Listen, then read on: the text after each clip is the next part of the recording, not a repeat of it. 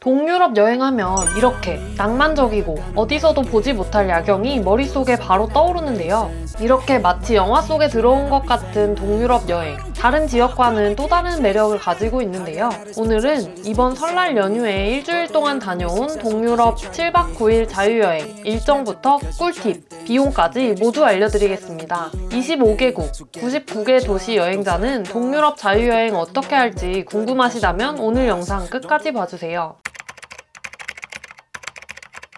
우선 7박 9일 일정은 프라하 2박, 비엔나 3박, 부다페스트 2박이었는데요. 항공권이 비엔나 출도착이라 첫날 비엔나 공항에 도착해서 바로 프라하로 이동했고, 프라하에는 새벽에 도착하는 일정이라서 프라하에서 2박이지만 사실은 1박 2일 같은 2박이었고요. 비엔나에서 볼 게 많아서 꽉 찬 3박으로, 그리고 부다페스트에서 2박을 하고 다시 비엔나 공항으로 이동해서 한국으로 돌아왔습니다. 설날 연휴다 보니 항공권의 선택지가 많지 않아서 이렇게 동선을 짰는데, 이동 시간에서 손해를 보게 되니 되도록이면 프라하 인, 부다페스트 아웃 혹은 그 반대로 항공권을 구매하시는 게 가장 좋습니다. 첫날 비엔나 공항에 도착해서 야간 버스를 타고 프라하로 이동했습니다. 이렇게 야간 이동이 있을 때는 무조건 하차 위치를 확인하고 가까운 곳에 숙소를 잡으시기를 추천드려요. 새벽 늦게 도착해서 쉬고 다음날부터 프라하 여행을 시작했습니다. 숙소 밖으로 나가니까 이렇게 날씨가 너무 좋아서 유럽에 왔다는 게 제대로 실감나서 완전 신나더라고요. 트램을 타고 도착한 곳은 바로 프라하 시내를 한눈에 볼 수 있는 프라하 성인데요. 프라하 성은 세계에서 가장 큰 고성으로 체코 대통령의 관저이자 역사적인 왕궁으로 사용되었던 곳입니다. 왕실 무덤이 있는 역사적 장소인 성 비투스 성당을 지나서 세계에서 가장 아름다운 스타벅스라는 프라하 성 스타벅스에서 커피 한 잔을 했습니다. 이렇게 프라하에 왔다는 걸 마음껏 즐기면서 여유롭게 걸어서 프라하에서 가장 유명한 까를교에 도착했습니다. 프라하의 명소답게 정말 사람이 많았어요. 그리고 또다시 여유롭게 걸어서 구시가지 광장에 도착했습니다. 이곳에는 정말 유명한 천문시계가 있는데요. 세계에서 가장 오래되었다는 이 천문시계 탑에서는 매 정각마다 움직이는 인형들이 등장하는 퍼포먼스를 구경하기도 했습니다. 그리고 프라하 구시가지에 위치한 전통시장으로 13세기부터 운영된 아기자기한 하벨 시장을 둘러보기도 하고요. 시내에서 길거리 음식인 랑고쉬를 먹어보기도 하면서 프라하를 마음껏 즐겨보았습니다. 그리고 맛집 방문도 빼놓을 수 없죠. 체코의 유명한 맥주 브랜드인 코젤의 원조집이자 체코식 학센, 홀레뇨의 맛집이라는 코젤 로브나를 방문했습니다. 여기서 맛봤던 체코 맥주의 맛은 지금까지도 생각하면 군침이 돌 정도로 정말 신선하고 맛있었어요. 이렇게 짧고 굵게 프라하 여행을 마치고 다음날 아침 기차를 타고 비엔나로 이동했습니다. 비엔나 중앙역에 도착해서 비엔나 중앙역 바로 앞으로 잡은 호텔로 갔는데요. 그리고 늦은 점심을 먹으러 시내로 나갔습니다. 이날이 주말이었어서 비엔나의 맛집이란 맛집들에는 모두 사람들로 붐비더라고요. 겨우 들어갈 수 있는 식당을 찾아서 맛있는 버거를 먹고 비엔나의 아름다운 시내를 둘러봤습니다. 아름다운 건물로 사이로 난 깨끗한 길을 걸으면서 비엔나를 구경하다 보니 시대를 잘 타고 나서 이렇게 귀족들의 도시를 걸어서 즐길 수도 있구나 하고 정말 행복하더라고요. 시간이 늦어서 비엔나의 수많은 미술관들과 박물관들을 방문하는 건 내일로 미루고 우선 국립도서관에 들어가 봤습니다. 이곳은 합스부르크 왕가의 궁전 내에 위치한 오스트리아 최대의 도서관으로 800만 점 이상의 소장품을 자랑한다고 하는데요.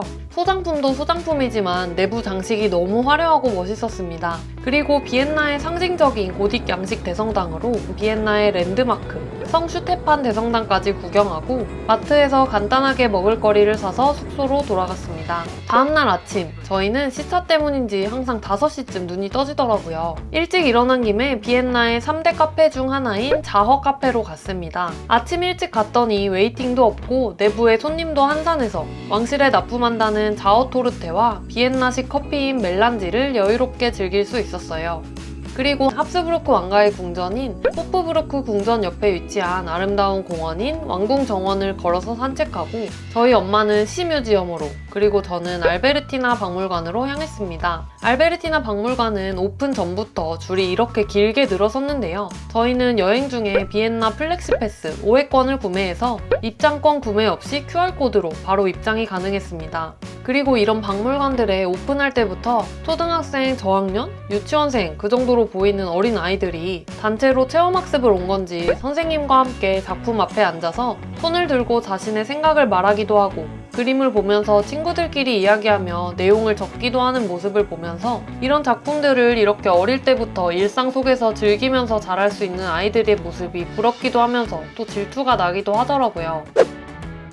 슈니첼 맛집 피그밀러로 갔습니다. 전날에도 예약은 가능했는데 오픈 시간인 11시 30분만 가능했습니다. 어차피 여행 가서 한 끼 먹어야 된다면 이런 유명한 식당들에 가보는 것도 좋으니까 안전하게 사전에 예약하시기를 추천드려요. 저희는 슈니첼과 시금치 만두, 감자 샐러드를 주문했는데요. 슈니첼에는 별도의 소스가 없어서 이런 잼을 같이 주문해서 드시면 단짠단짠 조화가 좋았습니다. 피그밀러 농장에서 직접 만들었다는 포도주스를 주문해서 먹었는데 맛있긴 했지만 개인적으로는 맥주 생각이 좀 났습니다. 겨울인데도 날씨가 정말 좋아서 행복했던 날인데요. 밥을 다 먹고 시내에서 옷구경 좀 하다가 다시 트램을 타고 벨베데레 궁전으로 향했습니다. 여기서 정말 유명한 작품인 클림트의 키스와 유디트를 볼 수 있었는데요. 사진 속에서만 보던 그림을 실제로 보고 그 앞에서 인증샷도 찍는 기분이 정말 좋더라고요. 이런 맛으로 유럽 여행 다니는 거겠죠? 그리고 저녁에는 무려 1869년에 개관해서 클래식 음악과 오페라의 중심지로 자리 잡은 비엔나 국립 오페라 극장에서 모차르트의 마술피디 공연을 사전에 예약해 두었는데요. 이렇게 유명한 작품들은 미리 예매하지 않으면 대부분 매진돼서 티켓을 구할 수가 없으니까 꼭 미리 예약하시기를 추천드립니다.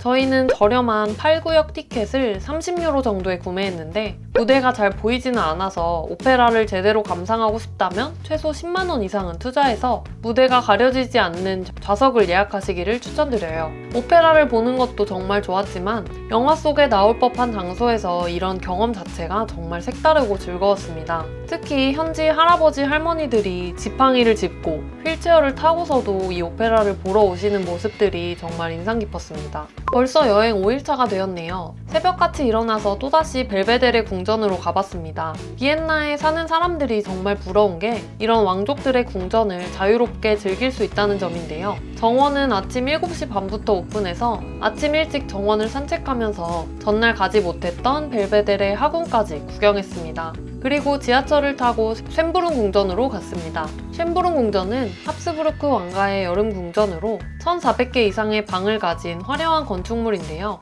내부 관람은 오디오 가이드 투어로 진행되는데 한국어도 지원이 돼서 각 방들을 구경하면서 설명을 듣고 있으니까 과거로 돌아간 것만 같은 느낌이 들더라고요. 정말 재미있는 경험이었습니다.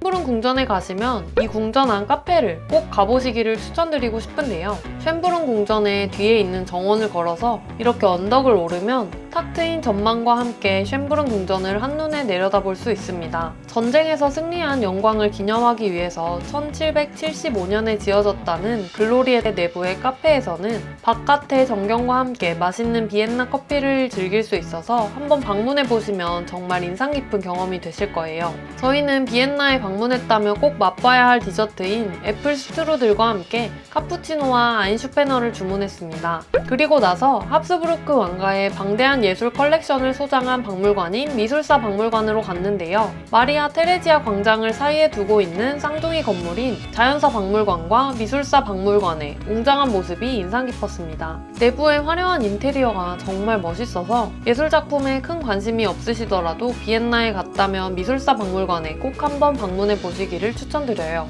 비엔나 마지막 날에는 비엔나를 샅샅이 구경할 수 있는 2층 버스에 탑승했습니다. 무려 2시간 동안 버스를 타고 비엔나를 한 바퀴 도는 코스였는데요. 비포 선라이즈에 나와서 유명하기도 한 프라터 놀이공원도 구경하고 비엔나의 오피스 지구 등 여기 사람들이 어떻게 살아가고 있는지 편하게 구경할 수 있었습니다.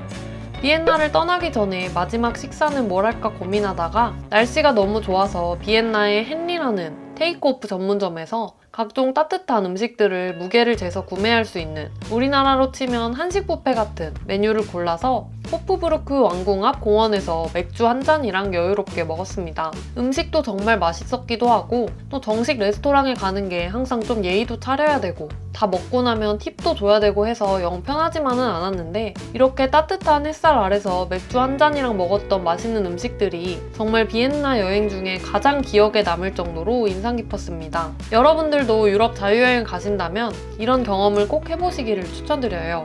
이렇게 비엔나 여행을 마무리하고 부다페스트로 이동했습니다. 부다페스트에 도착해서는 좀 늦은 시간이어서 시내로 나가서 세체니 다리랑 부다성 야경만 보고 내일 여행을 위해 숙소로 돌아와서 휴식을 취했습니다. 이제 벌써 마지막 부다페스트 2일 일정밖에 남지가 않았는데요. 일어나자마자 부지런히 세체니 온천으로 향했습니다. 세체니 온천에 들어가면 양쪽에 풀이 있고 또 가운데에 수영장 레인이 있는데요. 저는 또 수영을 좋아해서 야무지게 수영 모자랑 물안경까지 챙겨서 수영도 한번 해보고 또 양쪽에 있는 풀도 파도풀 같은 느낌으로 재미있게 즐길 수 있더라고요. 여행의 경험이 모두 즐겁긴 하지만 이렇게 세체니 온천처럼 특색 있고 아름다운 곳에서 온천을 즐겨보시면 정말 평생 잊지 못할 추억으로 남으실 것 같더라고요. 그리고 숙소로 돌아와서 재정비를 하고 헝가리의 전통시장인 그레이트 마켓홀을 둘러보러 갔습니다. 이곳은 1897년에 개장한 부다페스트 최대 규모의 실내 시장으로 시장인데도 정말 웅장하고 멋진 인테리어가 인상적이었는데요. 헝가리에서 유명한 식재료 중 하나인 푸아그라, 거위 간인데 푸아그라를 구매하실 계획이시라면 여기서 구매하시면 됩니다. 그리고 이제 페스트 지구에서 부다 지구로 다리를 건너서 이동했는데요. 개인적으로 여행을 가서 그 나라의 교통수단들을 이용해보는 것도 좋아하지만 그래도 역시 두 발로 걸어서 즐길 수 있는 도보 여행이 가장 재미있다고 생각하는 편입니다. 그래서 부다페스트에서도 두 발로 다리를 건너서 헝가리 왕들의 거주지였던 부다성을 지나서 헝가리 왕들의 대관식이 열렸던 아름다운 마차시 성당, 그리고 마치 동화 속의 성처럼 보이는 어부의 요새까지 여유롭게 둘러보았습니다. 이제 야경을 기다리려고 중간에 벨지안 펍에 들러서 맥주 한 잔과 따뜻한 양파 수프를 먹으며 찬바람을 맞았던 몸을 좀 녹여주었습니다. 1월에 부다페스트는 5시 정도 되니까 야경으로 빛나기 시작했는데요. 이 시간이 되면 부다페스트의 야경이 왜 이렇게 세계적으로 유명한지 알 수 있으실 거예요. 정말 아름다웠던 국회의사당과 어부의 요새까지 야경을 감상하고 세체니 다리를 건너서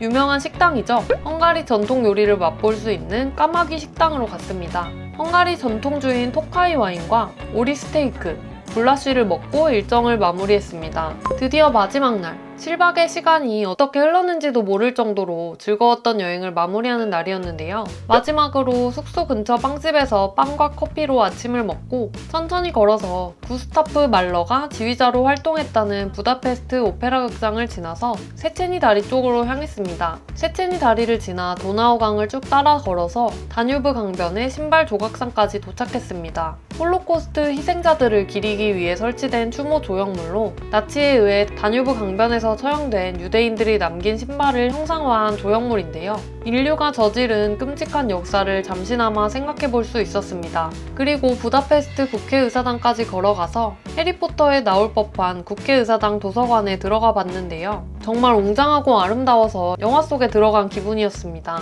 이곳에 자주 방문할 수 있는 현지인들이 정말 부럽더라고요. 마지막으로 부다페스트의 길거리 음식인 랑고시와 굴뚝빵을 먹고 비엔나 공항으로 이동하며 7박 9일의 동유럽 여행을 마쳤습니다. 저희가 쓴 총 비용은 항공권 335만원, 식비 85만원, 숙소 85만원, 관광 53만원, 쇼핑 43만원, 교통비 40만원, 기타 3만원으로 한 명당 320만원 정도가 들었습니다. 설날 연휴라서 항공권을 좀 비싸게 구매했는데요. 항공권만 100만원 정도에 살 수 있다면 여행 비용이 320만원에서 200만원 중반으로 훅 떨어졌을 것 같네요. 설날 연휴 동안 이렇게 알차고 즐겁게 동유럽 3국을 여행해봤는데요. 이렇게 깊은 밀도로 새로운 도시를 경험할 수 있는 게 여행의 매력이 아닌가 싶습니다. 여행에 다녀오자마자 또다시 다음 여행을 꿈꾸게 되는데요. 여러분이 계획하고 있는 다음 여행지가 어디인지 댓글로 공유해주세요. 그럼 오늘도 시청해주셔서 감사합니다.